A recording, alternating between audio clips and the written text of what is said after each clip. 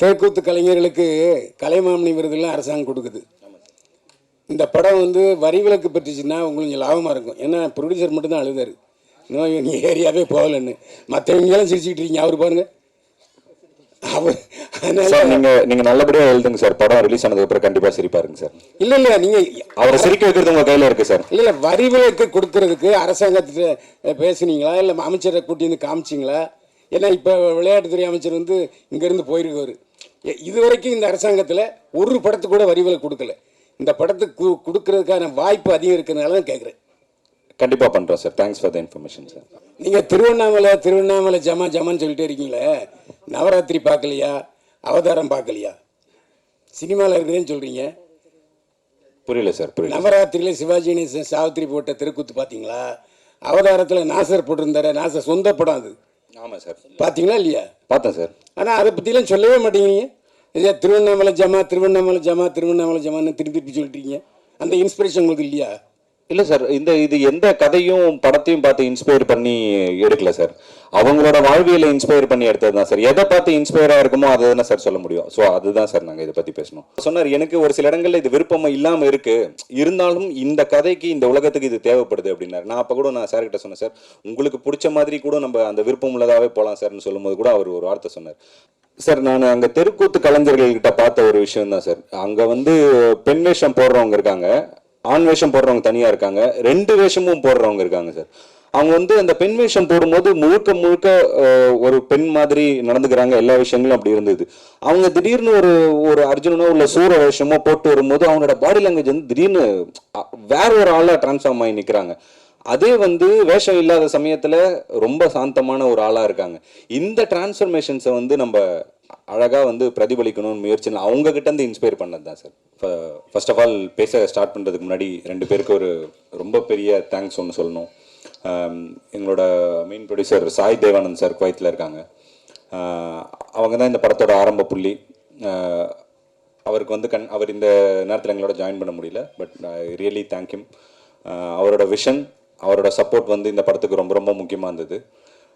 தென்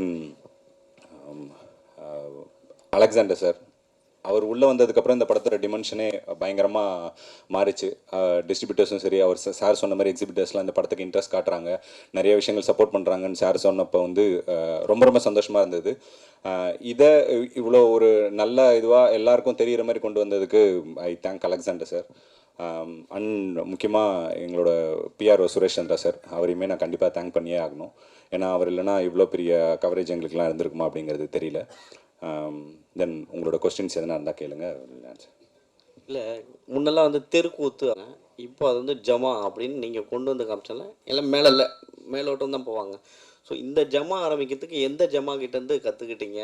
இந்த அத்தனை பேருக்கு எந்த ஜமா குருநாதரை வச்சு இவங்க கிளாஸ் எடுத்தீங்க? திருவண்ணாமலை மாவட்டத்தில் தான் சார் தெருக்கூத்து ரொம்ப பிரதானமாக இருக்கிறது. அங்கே வந்து கிட்டத்தட்ட டாப்பாக இருக்க தாங்கல் சேகர் கலைமாமணி அவார்டெலாம் விருதுலாம் வாங்கியிருக்காரு. கிட்டத்தட்ட ஒரு 35-40 வருஷமாக தெருக்கூத்து கலைக்கே தன்னோட வாழ்க்கையை அர்ப்பணித்து அவர் பண்ணுறதும் இல்லாமல் நிறைய இளைஞர்களுக்கும் இப்போ சொல்லிக் கொடுத்து ரொம்ப சூப்பராக பண்ணிட்டு இருக்காரு. அவர்கிட்ட தான் என்னோட சொந்தக்காரர், என்னோட மாமா முறை வேணும். அவரோட கதையிலேருந்து ஒரு சின்ன பார்ட்டை எடுத்து தான் இந்த கதையே இம்ப்ரெஸ் ஆகி படம் பண்ணது. அவரை வச்சு தான் ட்ரெயின் பண்ணணுங்கிறதும். ஏன்னா இங்கே தெருக்கூத்து கலை அப்படிங்கிறது வந்து ஒருத்தருக்கு ஒரு விதமான ஸ்டைல் இருக்குது.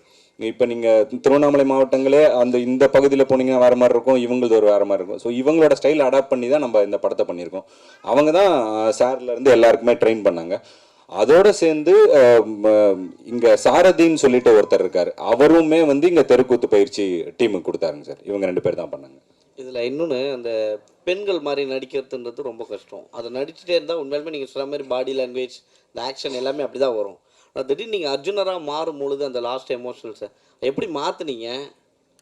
எப்படி கொண்டு அது உண்மையிலுமே அந்த எமோஷன் வந்து அப்பா வந்து திடீர்னு தெரிகிற மாதிரி இருந்ததில்ல, அந்த இது வந்து நல்லா இருந்தது, வேறு மாதிரி இருந்தது சார். நான் அங்கே தெருக்கூத்து கலைஞர்கள்கிட்ட பார்த்த ஒரு விஷயம் தான் சார். அங்கே வந்து பெண் வேஷம் போடுறவங்க இருக்காங்க, ஆண் வேஷம் போடுறவங்க தனியா இருக்காங்க, 2 வேஷமும் போடுறவங்க இருக்காங்க சார்.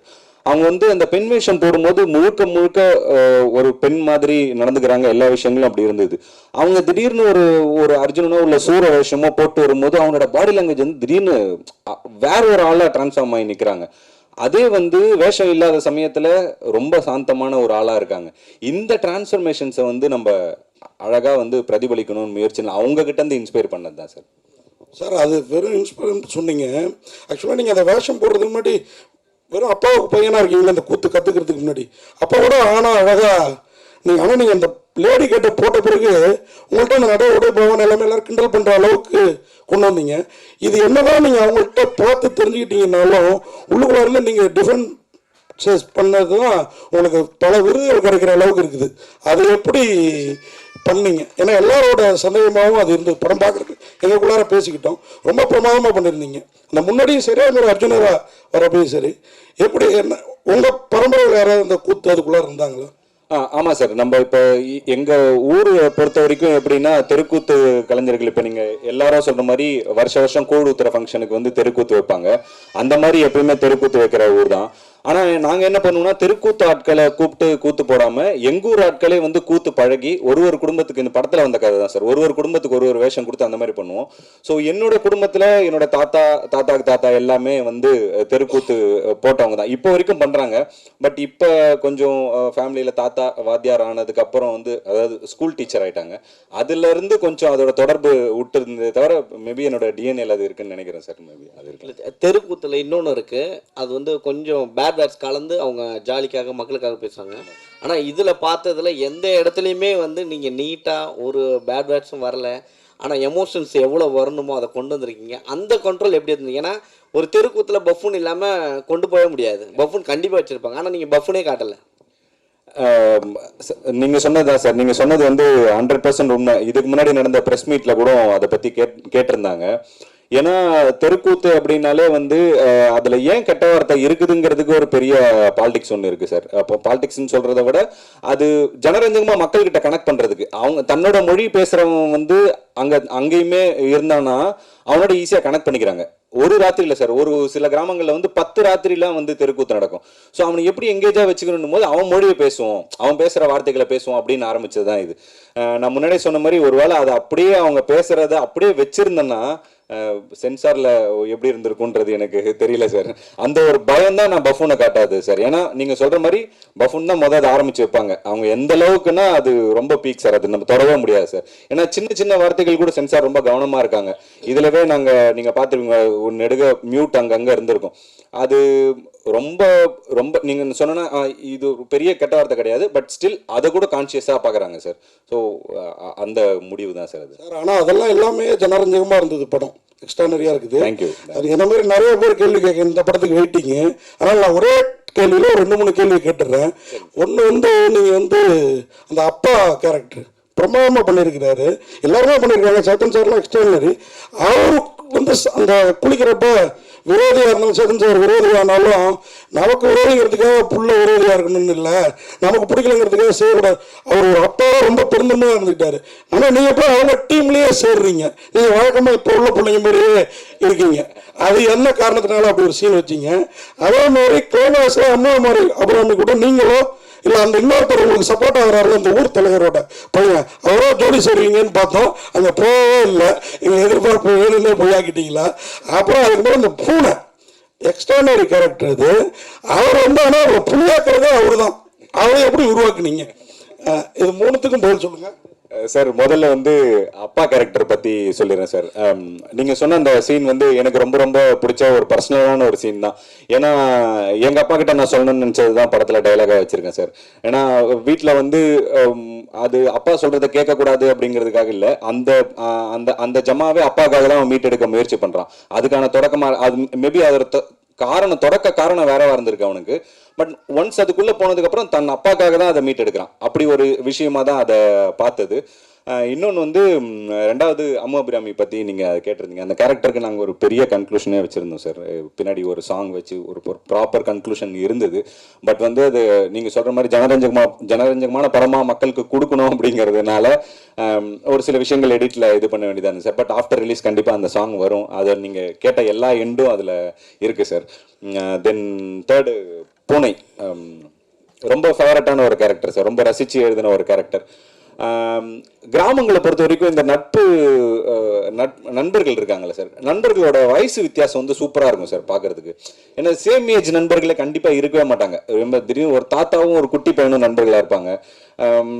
இதில் வந்து இன்னொன்று ரொம்ப மிக முக்கியமாக இந்த கல்யாணம்ன்ற கேரக்டரோட நண்பர்களை தேர்வு செஞ்சதில் ஒரு இது என்ன இருந்ததுன்னா, யாரெல்லாம் இவனை ஜட்ஜ் பண்ண மாட்டாங்களோ அவங்கள தான் நண்பர்களாக வைக்கணும்ட்டு சார். ஒரு சின்ன பையன் கண்டிப்பாக இவனை ஜட்ஜ் பண்ண மாட்டான், அவனோட இதை பற்றி கிண்டல் பண்ண மாட்டான். இன்னொன்று வந்து இவர் தெருக்கூத்து கலையை பற்றி தெரிஞ்ச ஒரு ஆள். ஸோ அவருக்கு அது என்னன்றது இன்னொன்று புரியும். இன்னொன்று கண்டிப்பாக குடிகாரனும் அந்த மாதிரி இது பண்ண மாட்டாங்கிறதுனால தான் அந்த நண்பர்களை கான்சியஸாக அப்படி வச்சது சார். சார், இளையராஜா பிரமாதமாக பண்ணியிருக்காரு. அவர் தான் இந்த படத்தை தூக்கி நிறுத்தியிருக்காரு. இந்த படத்தை பார்த்துட்டு அவர் என்ன சொன்னார் சார்? அதான் சார், படம் வந்து சார் ராஜா சார் பற்றி உங்களுக்கு நல்லாவே தெரியும். சார் வந்து ரொம்ப ரசித்து ரொம்ப பிடிச்சி இந்த படத்துக்கு வந்து இசையமைச்சாங்க. இந்த படத்தை பற்றி சொல்லும்போது என்கிட்ட ஒரு சில நாள் வந்து சொன்னார், ரொம்ப ரொம்ப ஆத்மாத்மா ரொம்ப உண்மையாக பண்ணியிருக்கீங்க, டிஃப்ரெண்ட்டாக ட்ரை பண்ணியிருக்கீங்க. ஸோ நான் என்னோடய மியூசிக்லேயும் நான் டிஃப்ரெண்ட்டாக ஒரு விஷயங்களை ட்ரை பண்ணுறேன். நான் எப்பயும் வழக்கமாக உபயோகிக்காத இன்ஸ்ட்ருமெண்ட்ஸ்லேருந்து ரொம்ப தேர்ந்தெடுத்து டிஃப்ரெண்ட்டான இன்ஸ்ட்ருமெண்ட்ஸ் யூஸ் பண்ணாருங்க சார். அவர் சொன்னார், எனக்கு ஒரு சில இடங்களில் இது விருப்பமாக இல்லாமல் இருக்குது, இருந்தாலும் இந்த கதைக்கு இந்த உலகத்துக்கு இது தேவைப்படுது அப்படின்னாரு. நான் அப்போ கூட நான் சார்கிட்ட சொன்னேன், சார் உங்களுக்கு பிடிச்ச மாதிரி கூட நம்ம அந்த விருப்பம் உள்ளதாகவே போகலாம் சார்னு சொல்லும்போது கூட அவர் ஒரு வார்த்தை சொன்னார், அப்படி இல்லை, இந்த கதைக்கு என்ன தேவையோ அதுதான் பண்ணணும், ஆடியன்ஸுக்கு வந்து புதுசான ஒரு எக்ஸ்பீரியன்ஸ் கொடுக்கணும், நீ டிஃப்ரெண்ட்டாக தானே படம் எடுத்திருக்க, நம்மளும் டிஃப்ரெண்ட்டாக முயற்சி பண்ணலாம் அப்படின்ட்டு தான் சார் சொன்னார்.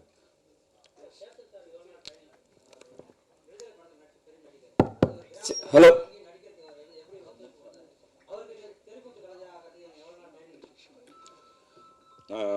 நீங்கள் சொன்ன மாதிரி சார் ஒரு ரொம்ப சிறந்த நடிகர். அவரை வந்து நம்ம ட்ரெயின் பண்ணணுன்ற அந்த அவசியமே இல்லாத அளவுக்கு அதான் அவர் வந்து விடாது கருப்புலேயே வந்து அந்த சாமி அந்த இதெல்லாம் போட்டதுனால அவருக்கு அந்த உடல் மொழி வந்து ரொம்ப ஈஸியாக வந்தது. நீங்கள் சொன்ன இந்த இது வந்து எங்களுக்குமே இருந்தது. ஸோ இவர் கடைசியில் தான் சார் செலக்ட் ஆனாங்க. கிட்டத்தட்ட ஒரு 6-7 நாள் தான் இருந்தது ஷூட்டிங்க்கு. அந்த டைமில் தான் சார் வந்து நாங்கள் போய் அவரை அப்ரோச் பண்ணோம், ஓகே சொன்னார். பட் அவர் கற்றுக்கிட்ட அந்த வேகம் வந்து எங்களுக்கு ரொம்ப ஆச்சரியமாக இருந்தது. இங்கே நாங்கள் முன்னாடி சொன்ன மாதிரி சாரதிங்கிற இங்கே ஒரு தெருக்கூத்து கலைஞர் ஒருத்தர் இருக்கார், சினிமாவும் பழகிட்டு தெருக்கூத்தும் இது பண்ணிட்டுருக்காரு. அவர்கிட்ட சார் வந்து தனியாக ட்ரைனிங் எடுத்துகிட்டு ஒரு 5-6 நாளுக்குள்ளவே அந்த அடவுகளை வந்து ரொம்ப சரியாக அவர் கற்றுக்கிட்டார். இன்னொன்று சார்கிட்ட ஒரு மிகப்பெரிய அட்வான்டேஜ் என்னென்னா, அவருக்கு மியூசிக் ரொம்ப நல்லா தெரியும். ஸோ இசையை வந்து அவரால் ஈஸியாக புரிஞ்சிக்க முடியுது. நாங்களாம் தான் ரொம்ப கஷ்டப்பட்டோம். எனக்கு இசை பற்றி சாருக்கு இருக்க அளவுக்கு புரிதல் கிடையாது.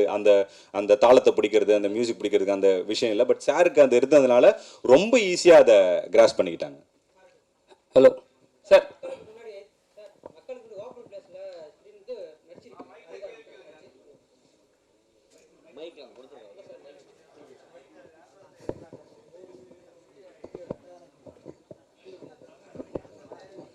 முதல் முறையாக ஒரு நடிகராக மக்களுக்கு முன்னாடி அரிகாரம் பூசி வந்து நடிச்சிருக்கீங்க. ஓப்பன் பிளேஸில் மக்கள் முன்னாடி, அதாவது செட்டு கூட நடிச்சுட்டு தான் ஸ்க்ரீனில் பார்ப்பாங்க. இப்போ நீங்கள் மக்களுக்கு முன்னாடி நடிச்சிருக்கீங்க.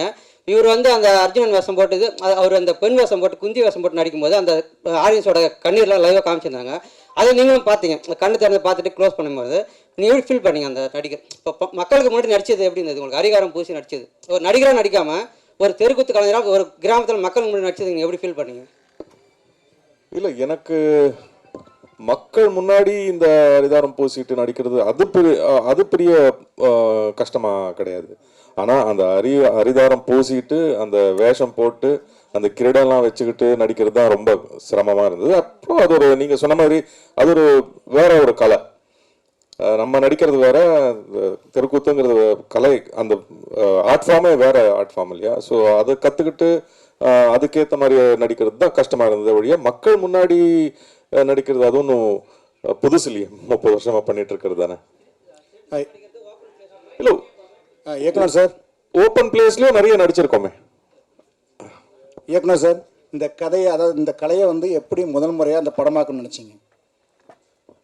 சார் நான் சொன்ன மாதிரி திருவண்ணாமலை மாவட்டத்தில் இருந்து வந்தவன் சார் நான். ஸோ சின்ன வயசுலேருந்து தெருக்கூத்து வந்து எங்கள் வாழ்வியலோட ஒரு அங்கமாக தான் இருக்குது. முக்கியமாக இந்த கதை எழுதுறதுக்கு மிகப்பெரிய இன்ஸ்பிரேஷனாக இருந்து அந்த தெருக்கூத்தோட சவுண்டு சார். அந்த தாளம் அடிக்கிற அந்த நம்ம இங்கே ஜால்ரான்னு சொல்லுவோம், அந்த தாளம்னு சொல்லுவாங்க, அந்த தாளத்தோட சவுண்ட் இருக்குல்ல சார், அது ரொம்ப சூப்பராக பயங்கரமாக இன்ஸ்பயர் பண்ணிச்சு சார். அந்த சவுண்டை நம்ம திரும்ப திரும்ப கேட்கும்போது நமக்குள்ளே ஏதோ ஒரு விஷயங்கள் பண்ணும். இந்த சவுண்டை வந்து மக்களுக்கு சொல்லும்போது புதுசாக இருக்கும். தியேட்டரிக்கலாக இந்த சவுண்டு வந்து படம் நெடுக வரணும், எல்லா இடத்துலையும் இது பரவி நிற்கணும், அது சீன்ஸே அதுக்குள்ளே இருந்தால் எப்படி இருக்கும், அந்த சவுண்ட் ரொம்ப புதுசாக இருக்குமே அப்படிங்கிற முயற்சி தான் சார் இதோட ஆரம்பம். டேரக்டர் சார் இங்கே ரைட்டில் நீங்கள் வந்து ஒரு ஹீரோயினை வந்து செலக்ட் பண்ணும்போது அவங்ககிட்ட ஒரு கதை சொல்லியிருப்பீங்க. அவங்க ஹீரோயின் வந்து எப்படி பார்த்தாலும் ஒரு லெஜெண்டான இருக்க வந்து ஒரு ஹீரோ வந்து செலக்ட் பண்ணுவாங்க. அது இல்லாமல் வந்து என்ன சொல்லியிருப்பாங்கன்னா, எனக்கு இதுமாதிரி ஸ்டோரி தான் வேணும்னு கேட்டிருப்பாங்க. படத்துக்குள்ளே வந்த உடனே ஒரு பெண்ணாக நடிக்கிற ஒரு ஹீரோவை அவங்க லவ் பண்ணுற மாதிரி ஒரு சீன் இருக்குது. அவங்க கேட்டவொன்னு அவங்க என்ன சொன்னாங்க, அவங்களோட ரியாக்ஷன் எப்படி இருந்தது? சார் இப்போ இந்த கதையை நான் வந்து இவங்க ஹீரோயின் கிட்ட சொல்றதுன்னு இல்லாம இந்த கதையை ஆரம்பத்துல ப்ரொடியூசர் கிட்ட சொல்றதுல இருந்தே இந்த இது இருந்தது. இதை புரிஞ்சுப்பாங்களா, இவ்வளவு விஷயங்கள் நடக்குமா, இதை சரியா புரிஞ்சுப்பாங்களா அப்படிங்கிற ஒரு விஷயம் இருந்தது. ஆனா எனக்கு ஒரு மிகப்பெரிய லக் என்ன இருந்ததுன்னா, எல்லாருமே இதை ரொம்ப சரியா புரிஞ்சுக்கிட்டாங்க. ஸ்டார்டிங் ஃப்ரம் த ப்ரொடியூசர்ல இருந்து உள்ள வந்த எல்லா நடிகர்களும் ரொம்ப மிகப்பெரிய புரிதல் இருக்க ஆட்களாக தான் இருந்தாங்க. ஸோ அதனால அவங்கள கன்வின்ஸ் பண்றது வந்து எனக்கு பெரிய கஷ்டமா இல்லை. அவங்க வந்து ரொம்ப எக்ஸைட் ஆனாங்க எல்லாருமே. புதுசா இருக்கு, அவங்களுக்குமே வந்து அவங்க எப்பயும் பண்றது இல்லாம புதுசா ஒரு சேலஞ்ச் வரும்போது அதை ரொம்ப ரசிச்சு பண்ணக்கூடிய ரொம்ப கதையோட புரிதல் இருக்க நடிகர்கள் தான் எனக்கு கிடைச்சாங்க. அது பெரிய லக்கா நினைக்கிறேன் சார்.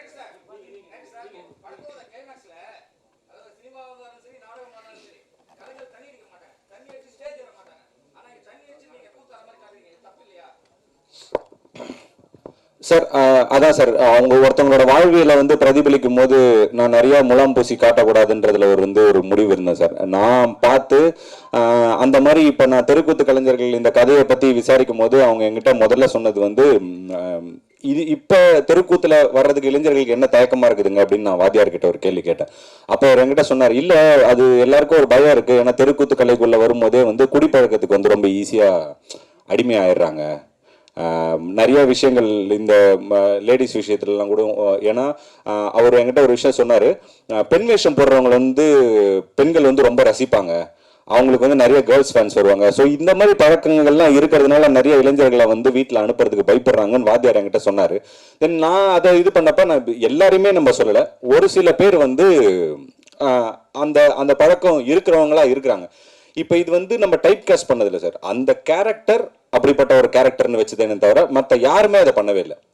அந்த கேரக்டருக்கு அது இருந்தது சார், அவ்வளோதான்.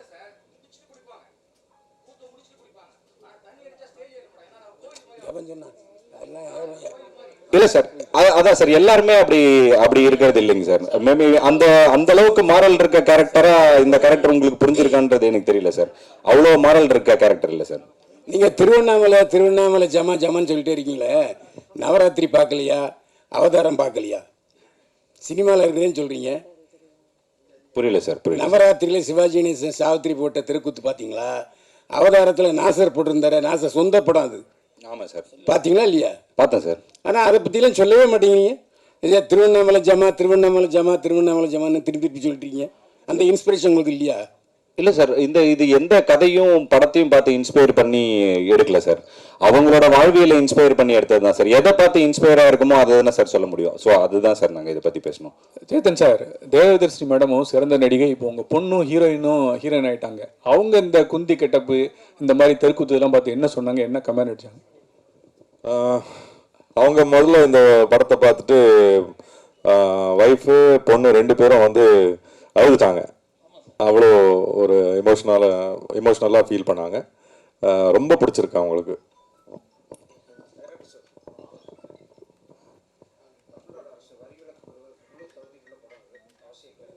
கண்டிப்பாக சார், கண்டிப்பாக சார். Thank you sir. சார் மிக்க நன்றி.